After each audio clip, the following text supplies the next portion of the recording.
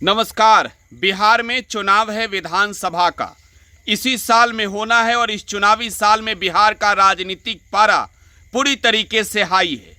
महागठबंधन के अंदर इस बात को लेकर टेंशन नजर आ रही है कि क्या महागठबंधन में शामिल सभी घटक दलें एक साथ नजर आएगी आने वाले वक्त में।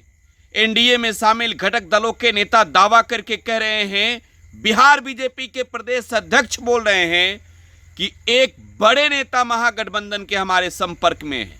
और इस बीच ये कंफर्म खबर आती है कि मुकेश साहनी के साथ दिलीप जायसवाल की मुलाकात भी हुई है।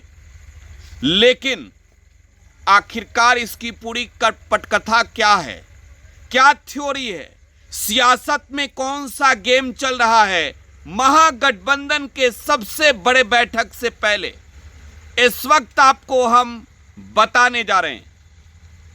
दरअसल महागठबंधन की बैठक 17 तारीख को है, गुरुवार का दिन। राजधानी पटना में यह तय होगा कि महागठबंधन किस रणनीति पर बिहार का चुनाव लड़ेगा। बिहार के चुनाव को लेकर तैयार किए जाएंगे एक कुशल रणनीतिकार के द्वारा बड़ी रणनीति कि भाई साहब, बिहार में नीतीश बाबू को कुर्सी से उतारना है तो कौन सा गेम खेला जाएगा। कांग्रेस, लेफ्ट, वीआईपी, आरजेडी तमाम दलों के नेता मौजूद होंगे और यह बैठक इंडिया अलायंस की होगी। देखिए, देश में जब लोकसभा के चुनाव हुए उसके बाद कई राज्यों में विधानसभा के भी चुनाव हुए। बिहार वो पहला राज्य है जहां पर इंडिया अलायंस चुनाव लड़ने जा रहा है।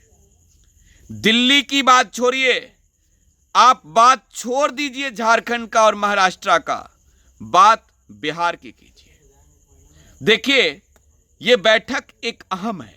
एक तौर पर यह कह सकते हैं कि 2025 की लड़ाई को लेकर पहले से तैयार किए गए रणनीति को धरातल पर उतारने की जिम्मेवारी किसे किस तरीके से मिलेगी, इस बात पर भी मंथन होगा। लेकिन उससे भी पहले, उससे भी बड़ी बात जो है वो ये है कि महागठबंधन का चेहरा कौन होगा, मुख्यमंत्री कौन बनेगा। देखिए, आरजेडी तो बोलती ही है और कांग्रेस के भी कई नेता बोलते हैं कि तेजस्वी यादव के नेतृत्व में ही चुनाव लड़ेंगे। वीआईपी वाले मुकेश साहनी भी बोलते हैं, जिन पर अब यह कहा जा रहा है कि भाई कुछ ही के वक्त है और जब आपको एक गाना सुनाई मिलेगा कि तुम तो धोखेबाज हो, जो तेजस्वी लोकसभा के चुनाव में प्रधानमंत्री नरेंद्र मोदी के लिए गाते थे, वो गीत बिहार में तेजस्वी यादव जो है वो मुकेश साहनी के लिए गाने वाले हैं। खैर, दिलीप जायसवाल की एक प्रतिक्रिया आई है। दिलीप जायसवाल ने कहा है कि ये राजनीतिक मुलाकात है, होती है, होते रहेगी, लेकिन इस मुलाकात के बीच की जो खबर है वो आपको बताएं।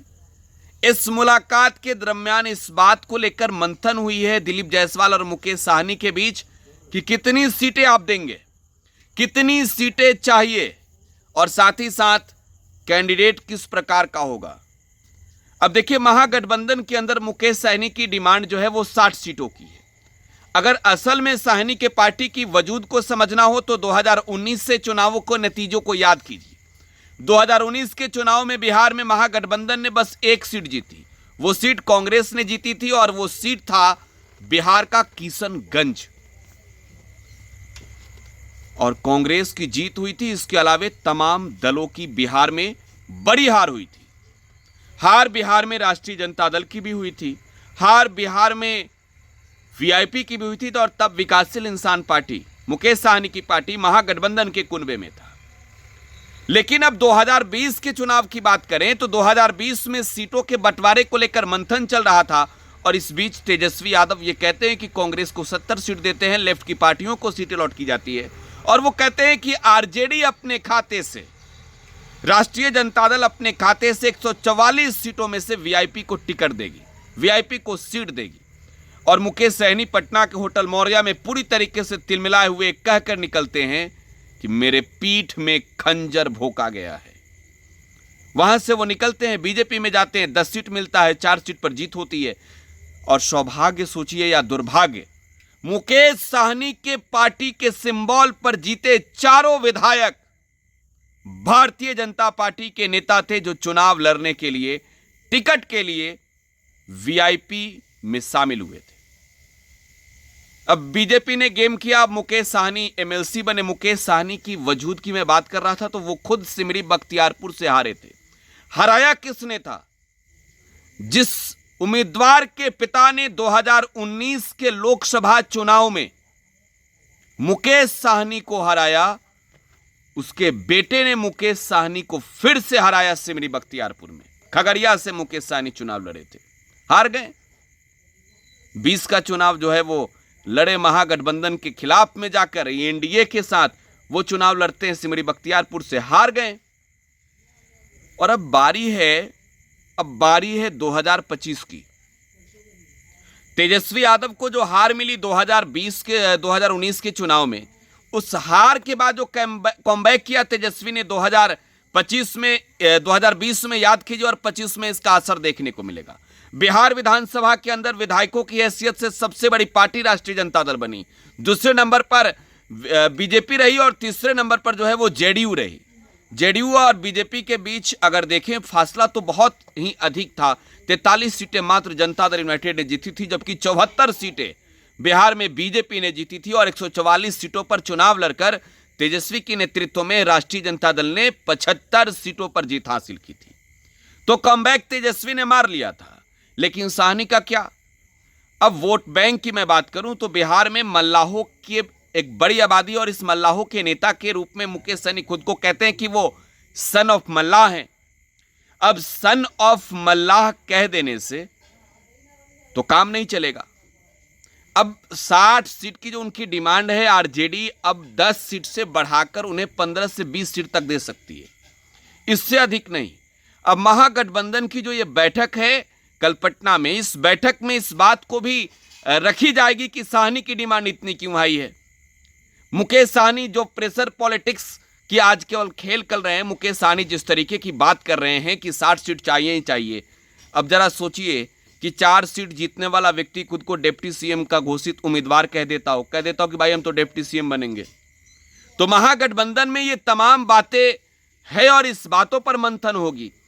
तेजस्वी यादव की प्रतिक्रिया आ गई है इन सब के बीच। एक बार जरा बिहार के नेता प्रतिपक्ष आरजेडी के नेता तेजस्वी यादव को सुनिए।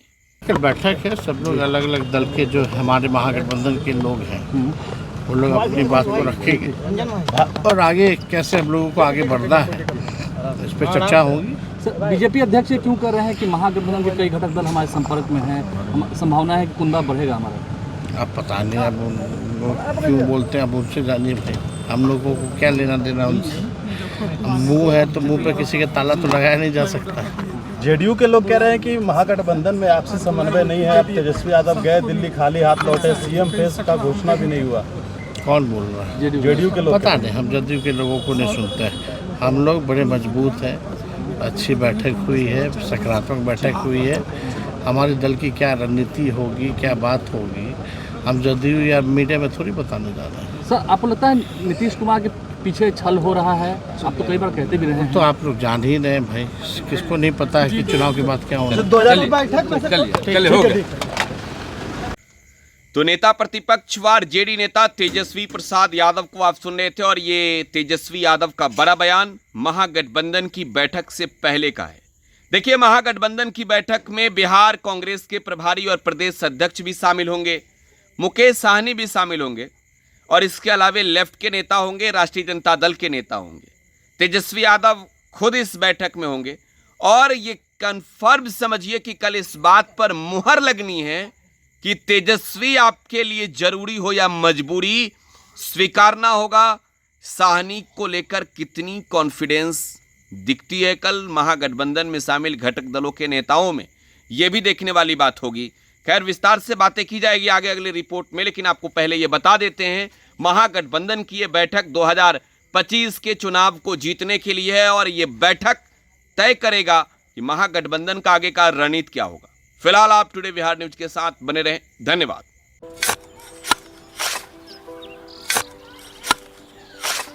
नई का साल मुबारक हो चाचा।